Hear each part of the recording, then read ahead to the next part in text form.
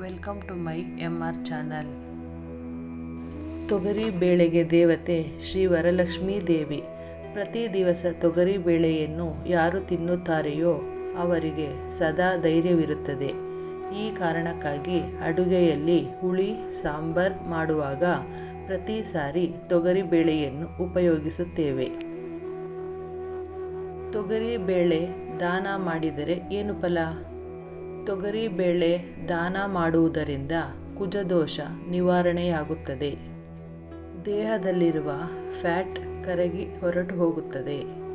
ಅವಿವಾಹಿತರು ಪ್ರತಿ ಮಂಗಳವಾರ ಬೇಳೆಯ ಒಬ್ಬಟ್ಟನ್ನು ಮನೆಯ ದೇವರಿಗೆ ಪೂಜಿಸಿ ನೈವೇದ್ಯ ಮಾಡಿ ಸುಮಂಗಲಿಯರಿಗೆ ತಾಂಬೂಲದೊಡನೆ ದಾನ ಮಾಡುತ್ತಾ ಬಂದರೆ ಬಹಳ ಬೇಗ ಅವಿವಾಹಿತರಿಗೆ ದೋಷಗಳೆಲ್ಲ ನಿವಾರಣೆಯಾಗಿ ವಿವಾಹವಾಗುತ್ತದೆ.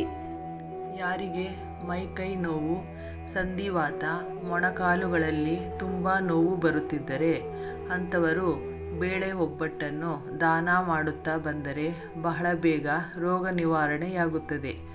ರೋಗ ಸಂಕಲ್ಪ ಹೇಳಿ ಪೂಜೆ ಮಾಡಿ ದಾನ ಮಾಡಬೇಕು. ದಾನ ಮಾಡಿದ ದಿನ ರೋಗಿಗಳು ಒಬ್ಬಟ್ಟು ತಿನ್ನಬಾರದು. ರಜಸ್ವಲೆ ದೋಷ ಇರುವವರು ಮಂಗಳವಾರದ ದಿನ ಸುಮಂಗಲಿಯರಿಗೆ ತೊಗರಿ ಬೇಳೆ ಅಥವಾ ತೊಗರಿ ಬೇಳೆಯಿಂದ ಮಾಡಿದ ಒಬ್ಬಟ್ಟು ದಾನ ಮಾಡುತ್ತಾ ಬಂದರೆ ನಿಮ್ಮ ರಜಸ್ವಲೆ ದೋಷ ಬೇಗ ಸರಿ ಹೋಗುತ್ತದೆ.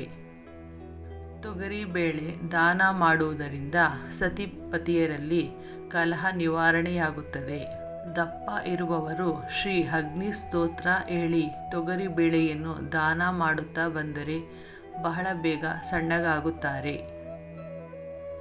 ಅಧಿಕ ರಕ್ತದ ಒತ್ತಡ ಇರುವವರು 9 ಮಂಗಳವಾರ ತೊಗರಿ ಬೇಳೆ ದಾನವನ್ನು ಮಾಡುತ್ತಾ ಬಂದರೆ ಆರೋಗ್ಯವಾಗಿ ದೃಢಕಾಯ ಶರೀರವನ್ನು ಪಡೆಯುತ್ತಾರೆ. ನಿಮ್ಮ ಜೀವನದಲ್ಲಿ ಕೋಪ, ಹಠ ಹೆಚ್ಚಾಗಿ ಇದ್ದರೆ ಅಂಥವರು ಮಂಗಳವಾರ ತೊಗರಿ ಬೇಳೆಯಿಂದ ಮಾಡಿದ ಪದಾರ್ಥ ತಿನ್ನುತ್ತಾ ಬಂದರೆ ಕೋಪ, ಹಠ ಬರುವುದಿಲ್ಲ.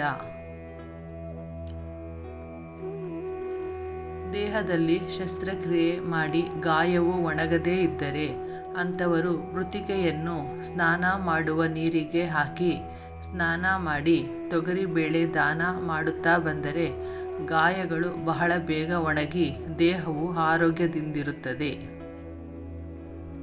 ವಂಶಪಾರಂಪರ್ಯವಾಗಿ ಬಂದಿರುವ ನಾಗದೋಷಗಳು ಬಹಳ ಬೇಗ ನಿವಾರಣೆಯಾಗುತ್ತದೆ.